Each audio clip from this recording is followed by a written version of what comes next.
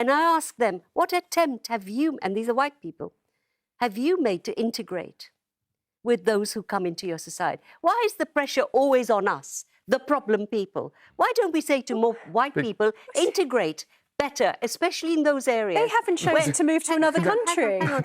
I don't interrupt you, so don't interrupt me. Finish. Okay. That is a fair point, isn't it, Stephen? No, it's not. It's actually, these people have chosen to come to a different country. And if I chose to go to Spain, I'd want to integrate into Spain. I'd want to learn the language. I never tire of watching smart, well-informed people destroy these lefty open borders lunatics. As immigration in the coming years is set to increase to even higher numbers than it already is, this debate is becoming more and more fierce. Our population is already higher than France's, and our landmass is half the size. Luckily, in this debate, we had the brilliant Stephen Wolfe and Emma Trimble to put this odious anti-British woman and her ridiculous arguments in their place. Some of her arguments are absolutely outrageous, as you will hear. And a lot of it with the liberal left comes down to a complete hatred of all things traditionally English. They want to see England changed and destroyed. How else could you make the ridiculous argument that the British people should integrate into the culture of those moving here? Thankfully, she gets absolutely torn to pieces for making that argument. Any fool can see the current numbers are unsustainable. And I don't want my beautiful country completely paved over to house the world. But numbers is one thing. Sustainable numbers are fine. But it was brilliant to hear the cultural argument as well. As Emma Trimble said, this is our home.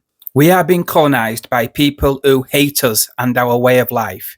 We are importing massive numbers of people who celebrate terrorist attacks on our streets and champion blasphemy laws.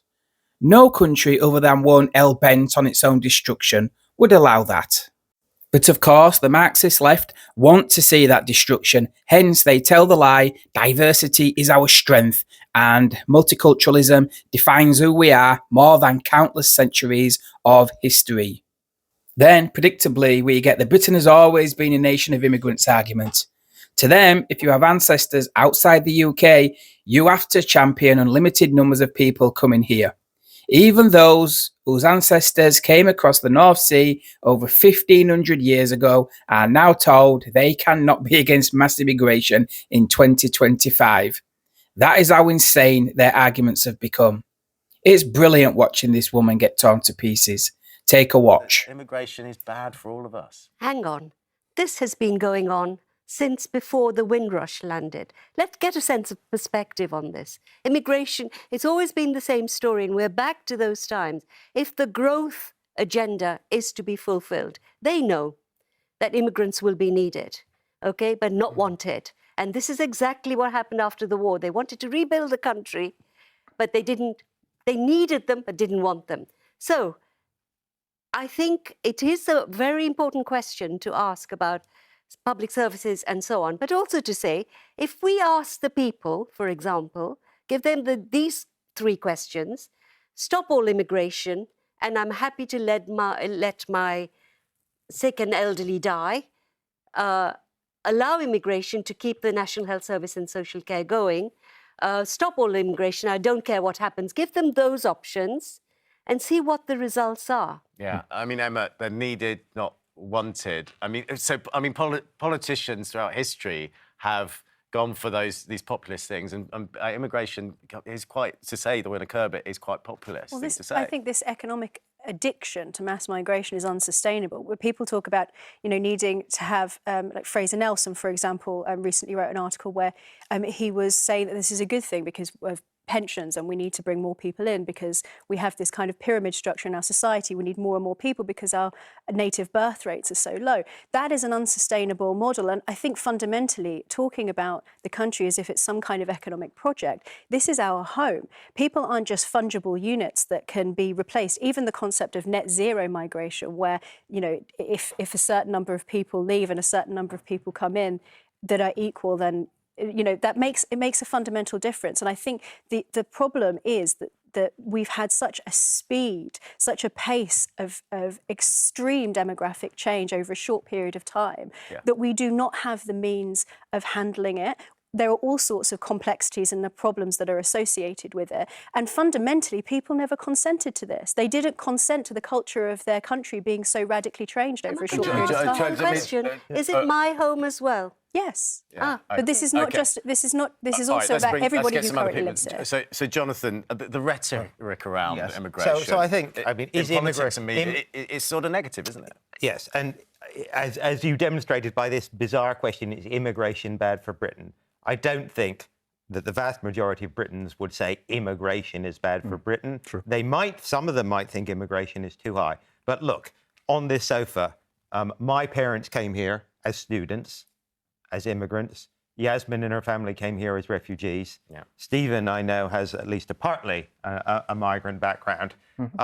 If you're going to say, yes, all that's bad for Britain, we haven't contributed, us and everybody else, and the people who've come just in the last few years, who are, as both I think Yasmin and I have said, people who come to work in the NHS, in social care, to study at universities. Is that bad for Britain? Of course it's not. Now, on the numbers question, I think we need to step back a bit here. Yes, the numbers over the last couple of years have been very high, but that was temporary. We knew it was temporary, and it is already coming down. We already know this. The ONS, and the ONS will tell you this, the ONS already know these projections are out of date because we've already seen visa numbers fall very sharply. So let's not get too hung up on the numbers. The question is not immigration is bad for Britain. This question is what system of managed immigration is good for Britain and good for immigrants. OK, so Stephen, it's managed. And also, as Jonathan was saying there, immigration has shaped Britain. It's shaped, I mean, I include myself in that list. I don't know about you, Emma, but that's the majority of us on this sofa have been shaped by immigration. Immigration is shaping Britain very rapidly and very But in a positive way. Very dramatically, not always positive. There are some very good positive elements. In fact, the fact that we're sitting on this sofa debating this shows that element of positivity. But what you have to consider, the United Nations recognises very clearly in numerous research that where you get large-scale immigration into a country, it can have negative impacts in public services, poverty. We're now seeing research that shows large-scale migration and density is creating mental health. And when you look at the numbers here, and I'm going to disagree with Jonathan and the ONS, I ran it through their figures yesterday. They've got amazingly reductions in the amount of net migration down to 340,000. If they did that over the next 20 years, that's a bigger fall than actually occurred during the Black Death.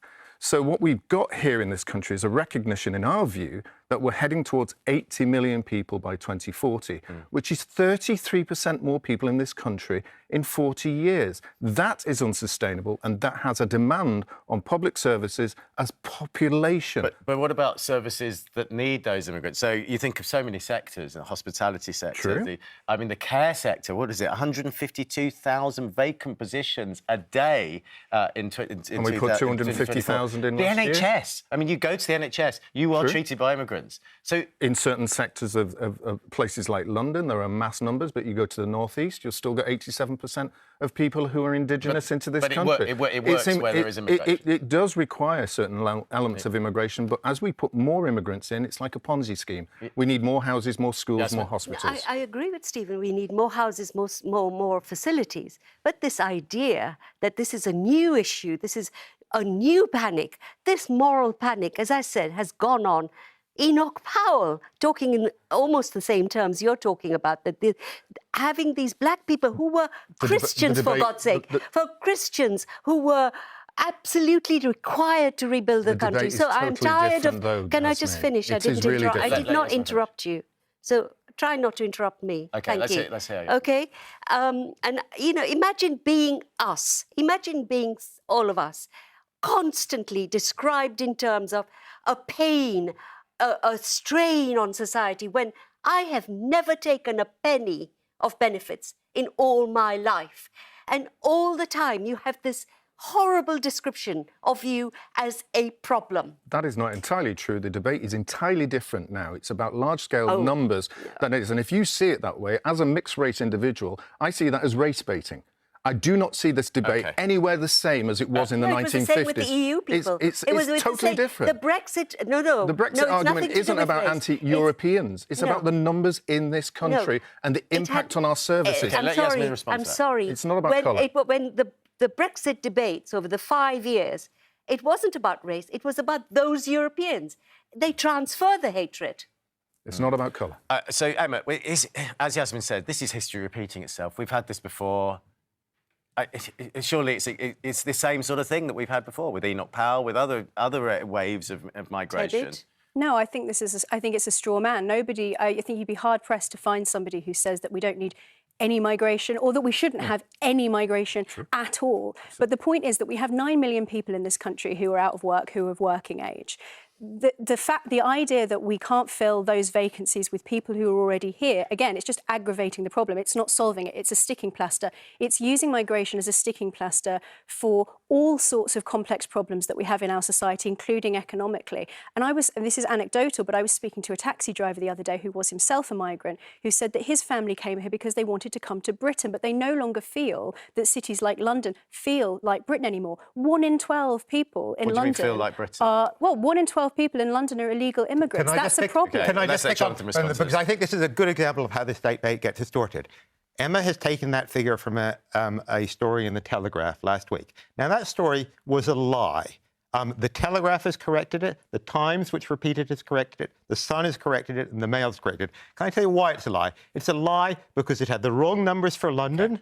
Wait, let me get on. Wrong numbers for London population. It included people with leave to remain, people who are here legally, perfectly legally, and it included the children of regular migrants, people who were born in this country and never lived here. So I'm going to invite you now. You can go and check those. Do you commit that you will say publicly that what you said you were repeating a lie, that the Telegraph deliberately stoking xenophobia? Those papers aren't here to defend themselves in any way. I can tell you this. It's the correction was printed in the Telegraph yesterday. The Telegraph lied, and I'm inviting Emma to go and check her figures and then to tweet tomorrow. We know she's on X a lot. To tweet tomorrow apologising, correcting that lie. Well, I can look that up, but unfortunately for you, my point is not dependent on those statistics.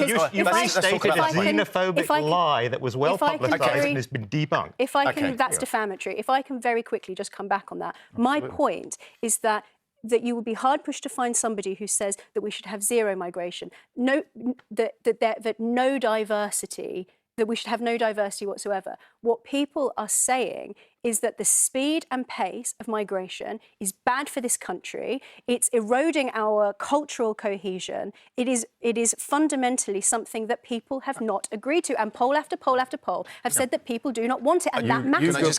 Do you acknowledge one of those points that Emma made about the fact that it puts the social cohesion, that people coming here in large numbers, so she's talking about large numbers. So you go to the Red Wall. I go to the Red Wall a lot and argue with people in pubs. I do this as a duty, as a journalist, right? And I ask them, what attempt have you, and these are white people, have you made to integrate with those who come into your society? Why is the pressure always on us, the problem people? Why don't we say to more white people, integrate better, especially in those areas? They haven't chosen to move to another country. Don't interrupt me. Okay? Why don't we say integration is a dance? So you need two people. You need two people on both sides. And only one side gets lectured. That is a fair point, isn't it, Stephen? No, it's not. It's actually, these people have chosen to come to a different country. And if I chose to go to Spain, I'd want to integrate into Spain. I'd want to learn the language. But that Brits don't do that. And just give me the same courtesy that you requested of Robert Jenner. So I'm just turning around and saying that when I went to Portugal, I wanted to integrate with Portugal. I started to learn the language when I was there. I went out with people to show me about their culture, the food, the fadas, the dancing. And that's exactly, it was my choice to go there, my choice to integrate in that culture. It is a responsibility on the individual that goes to a place. You cannot take that responsibility and place it on a different country and say, you change for them. That's unacceptable. Okay. I just want to give Jonathan... just a slightly different... I mean, integration actually works really well in this country. Look, I've lived all my life in about a mile and a half north of here, in an area which, when I and my parents moved here when I was 5, was mostly white and much more working class than it is now. Since then, it has changed demographically, and in all sorts of other ways, economically, socially, it still is linked, and it's still the same place that I came to. It's still British. Just because a lot of people are from abroad doesn't mean it's still British. And actually, people get on pretty well. And that's how life works in most of Britain now. And we've sort